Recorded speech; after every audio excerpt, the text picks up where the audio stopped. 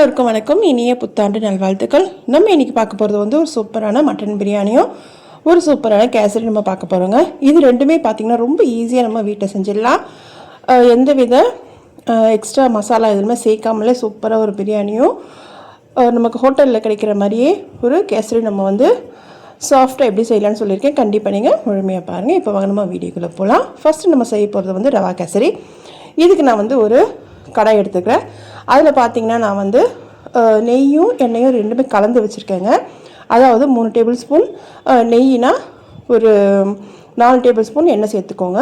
சேர்த்துட்டு அதில் கொஞ்சமாக நம்ம எடுத்து வச்சுக்கலாம். அந்த எண்ணெயும் நெய்யும் கலந்தது இன்னும் லாஸ்ட்டாக நம்ம சேர்க்கறதுக்கு.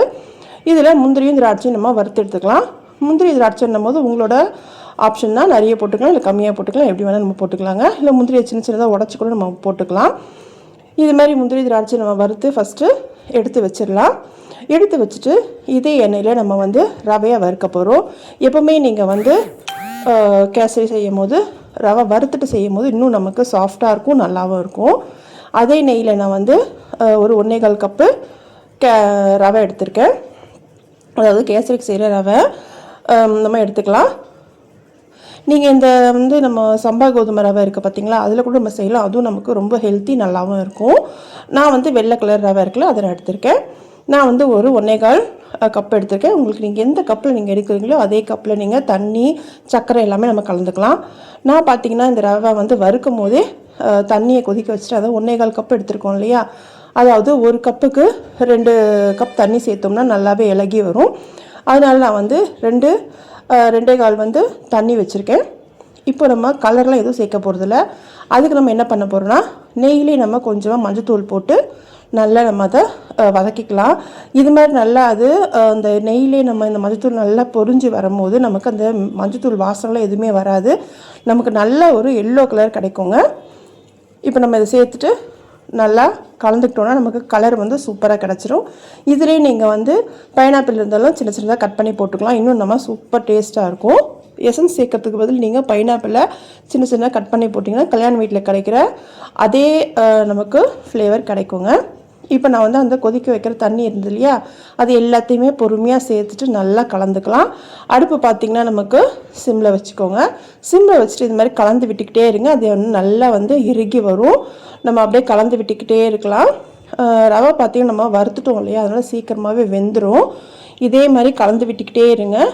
நமக்கு நல்லா சாஃப்டாகவும் வரும், நல்லாவும் இருக்கும். அதாவது நமக்கு ரவை வந்து செஞ்சு வந்து 2 மணி நேரம் ஆனாலுமே நல்லா சாஃப்டாக இருக்கும் எடுத்து சாப்பிட்றதுக்கு.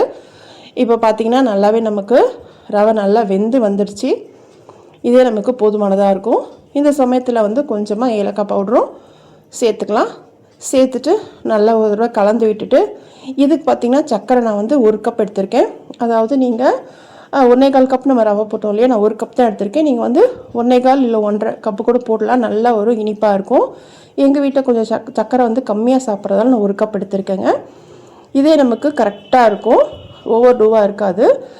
இப்போ பார்த்திங்கன்னா இதையும் சேர்த்து நல்லா கலந்துக்கலாம். இது மாதிரி கலக்கும் போது நமக்கு நல்லாவே இலகி வரும்.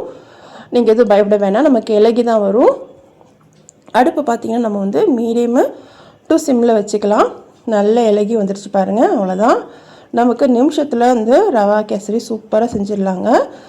அவ்வளோதான், நமக்கு சூப்பர் ரெடி ஆகிடுச்சு. லாஸ்ட்டாக வந்து நம்ம வறுத்து வச்சுருந்தோம் இல்லையா, அந்த முந்திரி திராட்சை அதையும் நம்ம சேர்த்துக்கலாம். இதில் நெய்யும் நம்ம எடுத்து வச்ச நெய்யும் சேர்த்துட்டு முந்திரி திராட்சையும் சேர்த்து நல்லா கலந்துட்டோன்னா சூப்பரான ஒரு கல்யாண வீட்டு கேசரி நமக்கு ரெடி ஆகிடும். கண்டிப்பாக நீங்கள் உங்கள் வீட்டில் செஞ்சு பார்த்துட்டு உங்களோட ஃபீட்பேக் எனக்கு சொல்லுங்கள். சூப்பராக இருக்குங்க. இந்த சேனலில் பார்த்திங்கன்னா நிறைய இன்னும் டிப்ஸ் நான் போட்டிருக்கேன்.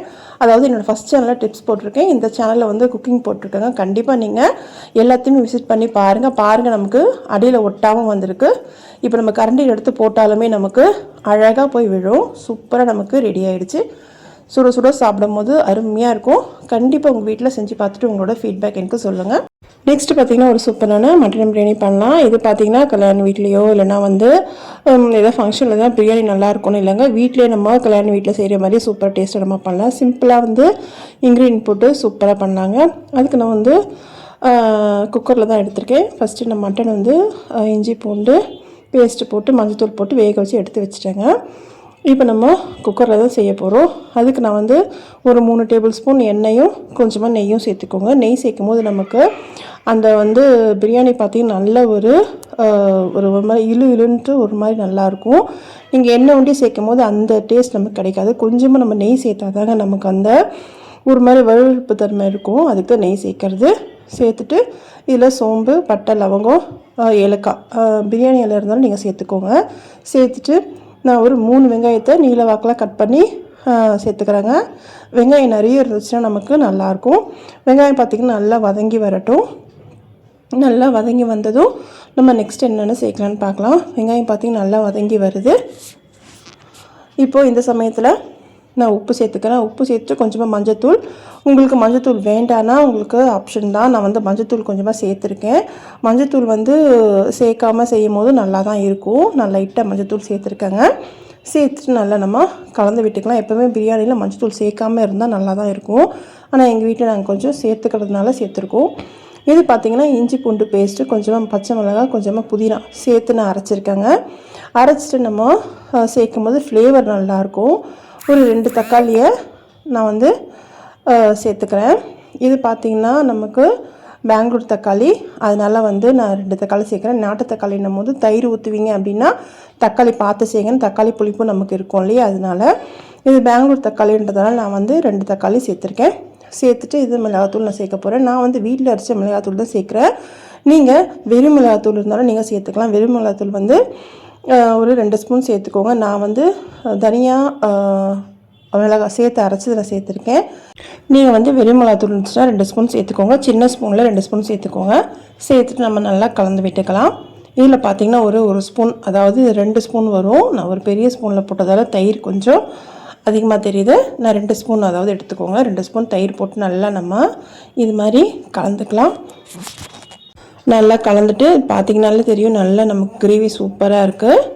நம்ம நல்லா இது மாதிரி கலந்துக்கலாம். கலந்துட்டு இதில் வந்து புதினா வந்து நான் சேர்த்துக்கிறேன். புதினா, கொத்தமல்லி ரெண்டுமே சேர்த்துக்கோங்க.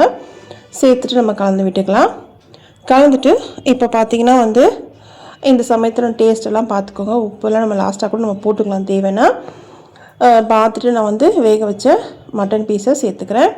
சேர்த்து நல்லா நம்ம கலந்து விட்டுக்கலாம். மட்டன் பீஸை ஃபஸ்ட்டு நீங்கள் வேக வச்சுட்டு அதுக்கப்புறம் சேர்க்கும் போது பிரியாணி பார்த்திங்கன்னா ஈஸியாக நமக்கு ரெடி ஆகிடும். நான் வந்து இதெல்லாம் ப்ராசஸ் ஆரம்பிக்கிறதுக்கு முன்னாடியே வந்து பிரியாணி அரிசி ஊற வச்சுட்டேன். நான் வந்து லூஸில் கிடைக்கும் இல்லையா பிரியாணி அரிசி, அதுதாங்க வாங்குகிறேன். அதுவும் செம்மையாக இருக்கும். நீங்கள் பேக்கெட்டில் வாங்குறது வரை இந்த மாதிரி லூஸில் நீங்கள் நம்ம கடையில் வந்து பக்கத்தில் இருக்க மளிகை கடையில் கிடைக்கும். அதை நீங்கள் வாங்கி யூஸ் பண்ணி பாருங்கள், நல்லாயிருக்கும். நல்லாவும் அரிசி பார்த்திங்கன்னா நல்லா நீளமாக இருக்கும். இதுக்கு நான் வந்து இந்த டம்ளரில் தான் வந்து அரிசி எடுத்தேன். நான் வந்து 2.25 கப்பு நான் எடுத்தேன்.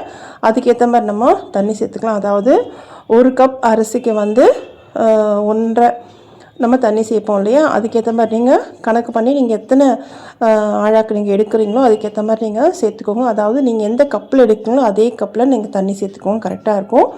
அதாவது 1.5 கப்பு, 1 கப் அரிசிக்கு 1.5 கப் நம்ம வந்து தண்ணி சேர்க்கணும் இதுக்கு, பிரியாணி அரிசிக்கு. இது நல்லா கொதிச்சதும் நான் அரிசி சேர்த்துக்கிறேன். அரிசி பார்த்திங்கன்னா ஒரு 20 நிமிஷம் நல்லா ஊறட்டுங்க. அப்போ நமக்கு நல்லாவே வெந்து சூப்பராக கரெக்டான ஒரு பக்குவத்துக்கு வரும். இப்போ பார்த்திங்கன்னா சேர்த்துட்டு நல்லா கலந்து விட்டுக்கலாம். இந்த சமயத்தில் நீங்கள் உப்பு டேஸ்ட்டு எல்லாம் பார்த்துக்கோங்க. பார்த்துட்டு நம்ம மூடி வச்சிருங்க. தண்ணி பார்த்திங்கன்னா கரெக்டான ஒரு லெவலில் இருக்குது. இப்போ நம்ம மூடி போட்டு குக்கரை மூடிடலாம். மூடிட்டு ஒரு 10லேருந்து 15 நிமிஷம் வந்தாலே போதுங்க. விசில்லாம் எதுவும் வர வேண்டாம். நான் அப்படியே ப்ரெஷர் வந்ததும் குக்கர் உள்ள அந்த வெயிட்டை போட்டுட்டு சிம் பண்ணிவிட்டேன். வந்து நீங்கள் எந்த அடுப்பு ரொம்ப சிம்மில் இருக்கோ அந்த அடுப்பில் நீங்கள் வச்சுக்கோங்க. வச்சுட்டு நம்ம ஒரு 15 நிமிஷம் வச்சு எடுத்தோன்னா சூப்பரான மட்டன் பிரியாணி ரெடி ஆகிடுங்க. பாருங்கள், நல்லா அழகாக நமக்கு வெந்து சூப்பராக வந்திருக்கு.